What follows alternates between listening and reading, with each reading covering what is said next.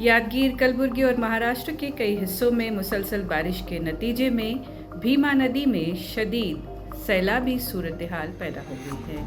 हुक्काम के मुताबिक कलबुर्गी ज़िले के चित्तापुर में वाक़ बुर्ज कंबरात से 3.5 लाख क्यूसेक्स पानी छोड़ा गया, जिससे वसी ज़री ज़मीनें ज़ेरे आब आ गई हैं। यादगीर ज़िले के गौड़िहाल और नायकल गांव शदीद मुतासर हुए हैं, जहां सैकड़ों एकड़ धान, तूर और दीगर फसलें ज़ाया हो गईं।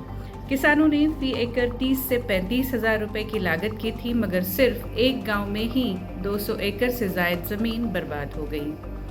आबपाशी के आलात जैसे टीसी सेट्स और पंप सेट्स भी ख़राब हो गए। किसान मुतालबा कर रहे हैं कि मुतासरा इलाकों का सर्वे किया जाए और माली इमदाद फराहम की जाए। बीजापुर ज़िले में भी भारी बारिश के बाद रेस्क्यू ऑपरेशन शुरू हुआ। शुम्बेवाद गांव में 10 से ज़ायद अफराद बशमौल 3 हामिला ख़वातीन और एक शेरखार बच्चा फंस गए थे।